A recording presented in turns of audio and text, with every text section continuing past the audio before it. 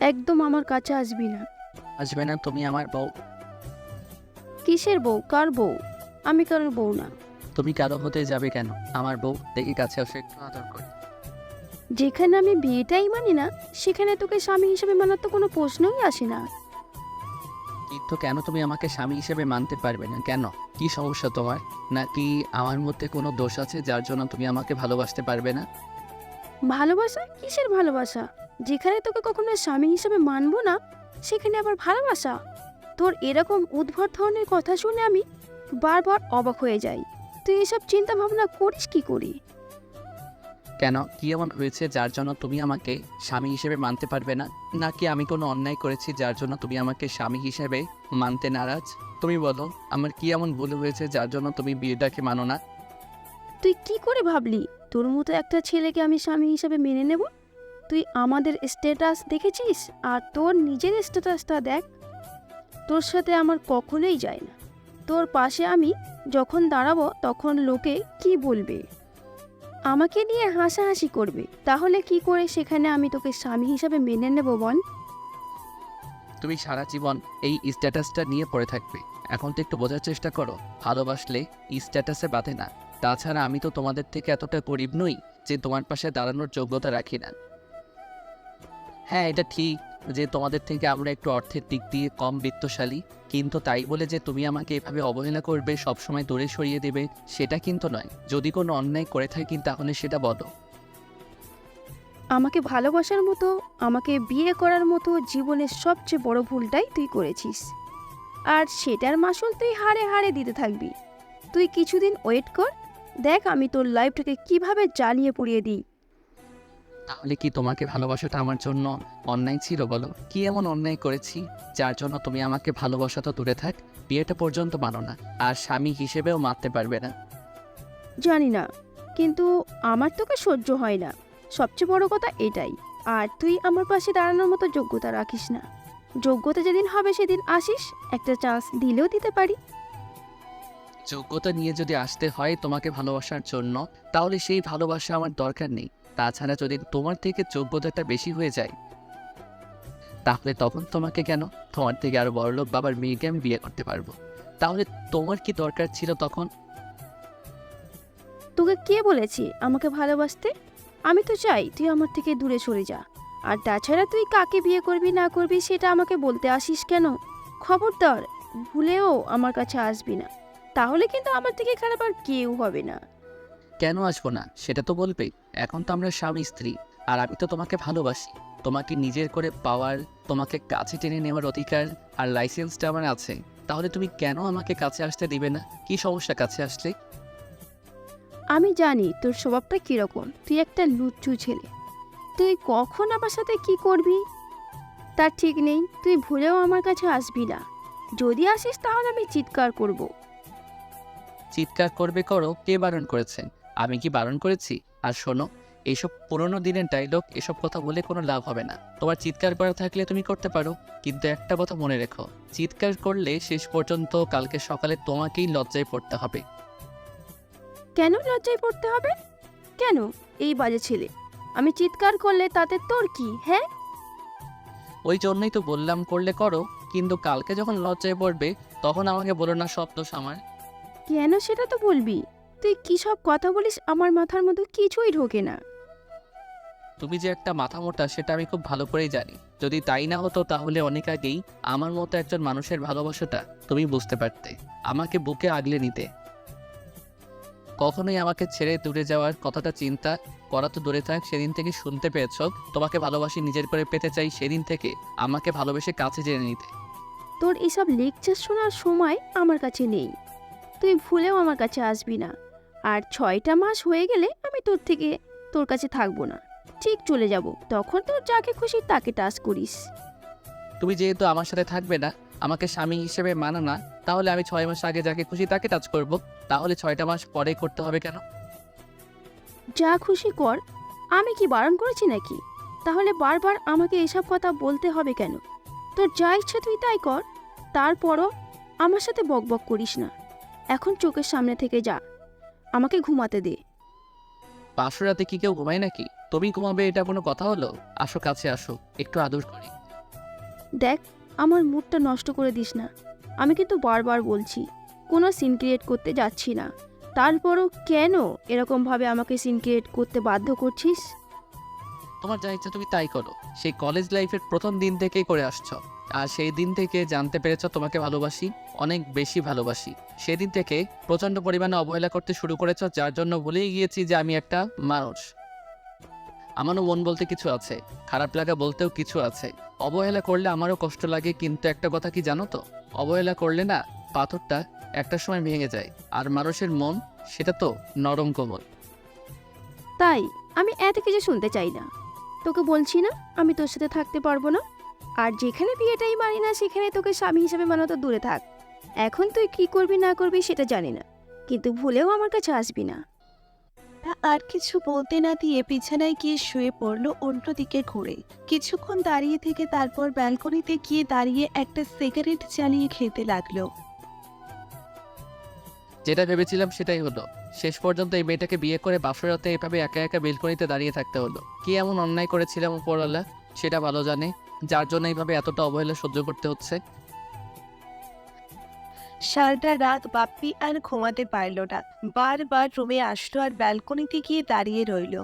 আপনারা কি ভাবছেন এখানে কি হতে পারে, তাই তো? টয়ার কথাতে অবশ্য এতক্ষণে বুঝে গেছেন যে ও অনেক বড়লোক ফ্যামিলির মেয়ে, আর বাপ্পির অবস্থা ওদের মতো অতটা ভালো নয়। কিন্তু টয়ার পাশে দাঁড়ানোর মতে তার উচ্চ পর্যায়ে যাওয়ার মতো অ্যাবিলিটি ওদের আছে। তারপরও টয়া সেটা মানতে নারাজ। ও ভাবে ওদের যত টাকা পয়সা আছে আর কারো ততটা নেই, যার জন্য বাপ্পি ওর পাশে দাঁড়ানোর যোগ্যতা রাখে না। তো যেদিন থেকে কলেজে টয়ার সাথে বাপ্পির প্রথম দেখা হয়েছিল সেদিন থেকে বাপ্পি ওর প্রতি ফিদা হয়ে গেছিল। কারণটা টয়া দেখতে যথেষ্ট সুন্দরী, কিন্তু ওর ব্যবহারটা মোটেও ভালো না। কখনো বাপ্পির সাথে ভালো ব্যবহার করতে দেখেনি। হয় রেগে কথা বলে, না হলে গায়ে হাত তোলে।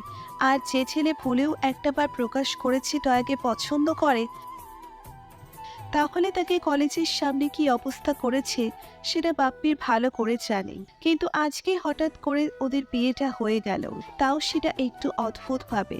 বাপ্পি একটা বছর টয়ার পিছনে পড়েছিল। টয়ার অবহেলা অপমানটা আর ইগনোর করাতে বাপ্পি একটা সময় ওর দূরে সরে যেতে বাধ্য হয়েছিল। কখনো নিজের করে পাওয়াটা সম্ভব না, কারণ ওকে বোঝাতে বোঝাতে ব্যর্থ হয়ে গেছিল। এমন কোনো অপমান নেই যেটা টয়া ওকে করেনি, যার জন্য বাপ্পির অনেক বেশি খারাপ লাগতো। তাই নিজেকে আর ছোট করতে চায়নি, দূরে সরিয়ে নিয়েছিল। তারপর কয়েকটা দিন আগে বাপ্পি জানতে পারল টয়া নাকি একটা ছেলেকে পছন্দ করেন, আর সেই ছেলের সাথে ওর বিয়েটা ঠিক হয়েছে। সব শোনার পরে বাপ্পির খারাপ লেগেছিল, তারপরও ভেবেছিল আমার ভালোবাসাটা না হয় নাই সফল হলো, কিন্তু ও যাকে ভালোবাসে তার সাথে যেন সারা জীবন সুখে থাকে, তাতেই আমি অনেক হ্যাপি থাকবো। বাপ্পি কথাগুলো ভেবে একটা দীর্ঘ নিঃশ্বাস ফেলে সেদিন থেকে সবটা মেনে নেওয়ার চেষ্টা করেছিল।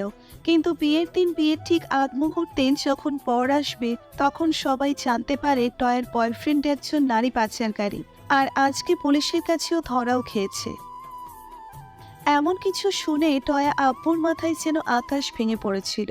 উনি অসুস্থ হয়ে গিয়েছিল, কি করবে ভেবে উঠতে পারছিল না। টয়ার আব্বুর এরকম দুরবস্থা দেখে ওর একটা বান্ধবী এসে ওনাকে বাপ্পির বিষয়টা বলে সব শোনার পর টয়ার আব্বু বাপ্পির সাথে টয়ার বিয়ে দিয়ে ওনার সম্মানটাকে বাঁচাতে বাঁচায়। টয়ার আব্বুর কথাতে বাপ্পির আব্বু আম্মু প্রথমে রাজি হচ্ছিল না, কারণ টয়া ওকে সহ্য করতে পারে না। তখন টয়ার আব্বু ওকে অনেক রিকোয়েস্ট করে বলেছিল বিয়েটা করে নিতে। হয়তো প্রথম কিছুদিন টয়া ওকে মেনে নেবে না, তারপর ঠিকই মেনে নিবে। আব্বু আম্মুর কথাতে বাপ্পি বিয়েটা করে নিয়েছিল। বিয়ের সময় টয়া হয়তো কোনো সিন ক্রিয়েট করেনি। বাপ্পি ভেবেছিল সবটা স্বাভাবিকভাবে মেনে নিয়েছে। বাপ্পি জানতো না বাসর ঘরে আসলে টয়া এমনভাবে ওর সাথে সিন ক্রিয়েট করবে। তো বাপ্পি ব্যালকনিতে দাঁড়িয়ে কথাগুলো ভাবছে আর নীরবে চোখের জল ফেলছে।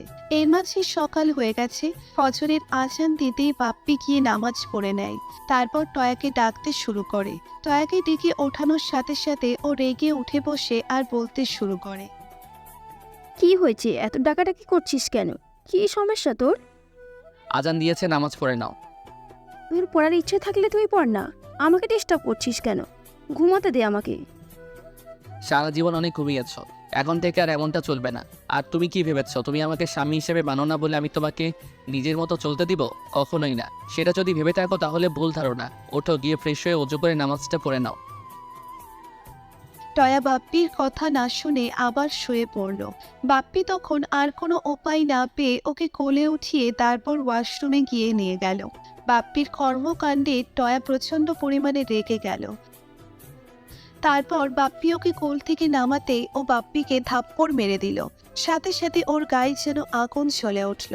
ও আর দেরি না করে টয়াকেও 2টা থাপ্পড় মেরে দিল।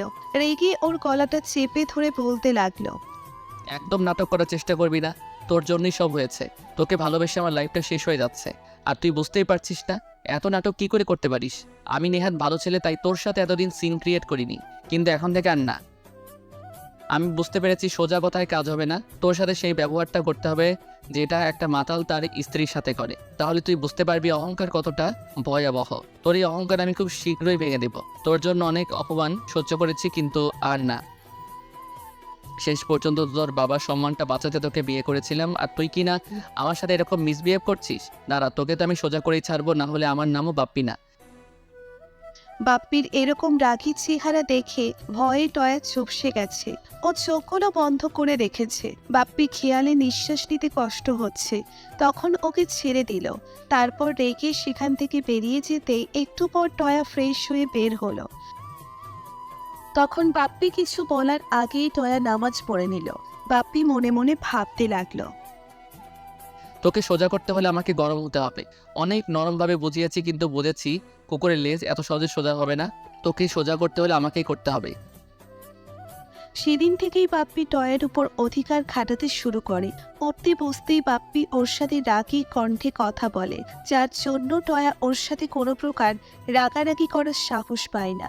এর মাঝেই বাপ্পি খেয়াল করেছে ও যতবার টয়ার কাছে যাওয়ার চেষ্টা করে, টয়া ততবারই ওর থেকে দূরে সরে যায়। বাপ্পি অনেক ভেবেচিন্তে একটা ডিসিশন নিয়েছে। আর কিছুদিন টয়াকে বোঝানোর চেষ্টা করবে, তারপর ওর লাইফ থেকে অনেক দূরে হারিয়ে যাবে। বাপ্পি আরও একটা মাঠ বাপ্পিকে বোঝানোর চেষ্টা করলো, তারপর যেন টয়া বুঝতেই চায় না। বাপ্পি আর কোনো উপায় না পেয়ে বাসা থেকে চলে গেল। প্রথম কয়েকটা দিন টয়া বিষয়টা স্বাভাবিকভাবে নিলেও একটা সপ্তাহ পার হতেই ওর বেশ ভয় হচ্ছিল। ও ভাবতে শুরু করেছিল বাপ্পি কিছু করে ফেললো না তো, তাই এখন বেশ কান্নাকাটি শুরু করে দিয়েছিল। ওরকম কান্নাকাটিতে আব্বু আম্মু ভেবেছে ওদের সম্পর্কটা অনেক মধুর, কিন্তু ওরা তো জানে না টয়া আর বাপ্পির মাঝে কিরকম সম্পর্ক।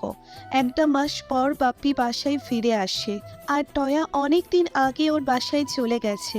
বাপ্পি বাসায় এসে ওকে দেখতে না পেয়ে ভাবে যে সম্পর্ক টিকবে না ও আর সেই সম্পর্ক রাখবে না। বাপ্পি বাসায় আসছে জানতে পেরে টয়াও ওর বাসায় আসে। তারপর রুমে আসতেই দেখে বাপ্পি কপালে হাত দিয়ে বিছানায় শুয়ে আছে। টয়া কোনো কথা না বলেই বাপ্পির পাশে শুয়ে পড়ে তারপর ওকে খুব শক্ত করে জড়িয়ে ধরে বলতে শুরু করে, এই কোথায় গিয়েছিলে তুমি? জানো না তোমাকে ছাড়া থাকতে আমার কতটা কষ্ট হয়? তারপর কেন আমাকে ছেড়ে গেলে?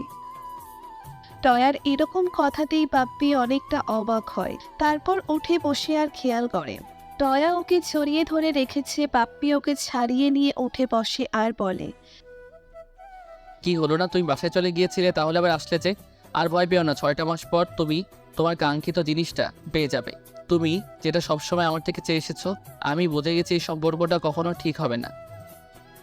তুমি চলে যেতে পারো এখানে। আর কোনো নাটক অন্তত করো না, যার জন্য আব্বু আম্মুর কাছে আমাকে ছোট হতে হয়। আমি কোনো নাটক করছি না। এই একটা মাসে আমি বুঝে গেছি তোমাকে ভালোবেসে ফেলেছি, আর তুমি আমাকে কতটা ভালোবাসো, যার জন্য আমার দেওয়া কষ্টটা সহ্য করতে না পেরে এখান থেকে চলে গেছিলে।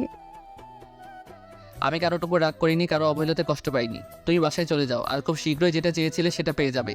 এসব কথা বলার কোনো দরকার নেই। না, আমি আমার স্বামীকে ছেড়ে কোথাও যাব না। আমি তোমাকে রেখে কোথাও যাব না, থাকতে পারবো না তোমাকে ছাড়া। তাই একটা মুহূর্তের জন্য এখান থেকে কোথাও যাব না। তুমি আমাকে এখন যতই অবহেলা করো, আমার এখন শুধু তোমাকেই চাই। কিন্তু আমার আর তোমাকে চাই না। অনেক বোঝানোর চেষ্টা করেছি, তখন বুঝতে পারিনি, এখন নিজের মনকেই বুঝিয়ে নিয়েছি। পাগল তুমি না, আমি ছিলাম। যার জন্য পাগল ছিলাম তাকে বোঝাতেই পারিনি। এখন ছাড়ো, আমাকে এসব কথা বলতে শোনা। বাপ্পি উঠে গেল। টয়া আবারও ওকে জড়িয়ে ধরল আর ফুপিয়ে কান্না করতে লাগলো। 1 ঘন্টা যাবৎ টয়া ওকে বোঝাতে লাগলো, কিন্তু বাপ্পি মানতে নারাজ। তাই একটা সময় টয়া বলতে লাগলো, তুমি যদি আমাকে এখান থেকে তাড়িয়ে দাও তাহলে আমি সত্যি বাসায় গিয়ে সুসাইড করে নিব। আমি তো বলছি আমার ভুল হয়ে গেছে, আর তুমি তো জানো আমি রাগী আর অহংকারী একটা মেয়ে, তাহলে কেন আমাকে এখন মাফ করতে পারবে না?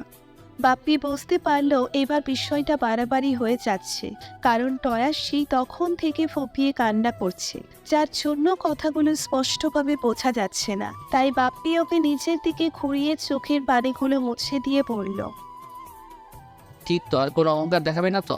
এখন থেকে ভালো মেয়ে হয়ে যাবে তো? তুমি যেমনটা চাও আমি ঠিক তেমনই হয়ে যাব, তারপরও শুধু আমাকে ছেড়ে যেও না। আচ্ছা ঠিক আছে, যাবো না। এখন কান্না থামাও। এই কান্না থামবে না যতক্ষণ অবধি না তুমি আমাকে আদর না করে দিবে। ওকে, করে দিচ্ছি। আমাদের ভিডিওটি কেমন লেগেছে তা কমেন্ট করে জানাতে ভুলবেন না। আর ভিডিওটি যদি ভালো লেগে থাকে তাহলে একটি লাইক করুন আর সাবস্ক্রাইব করে আমাদের পাশেই থাকুন। ধন্যবাদ সবাইকে আমাদের পাশে থাকার জন্য। আল্লাহ হাফেজ।